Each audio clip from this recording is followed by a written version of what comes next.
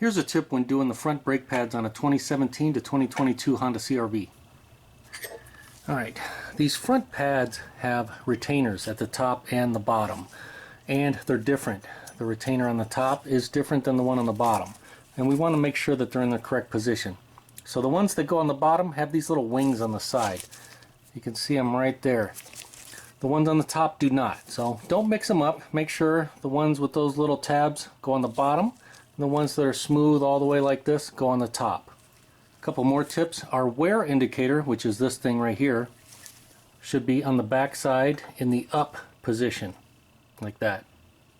And for the slide pins, only silicone grease on these things.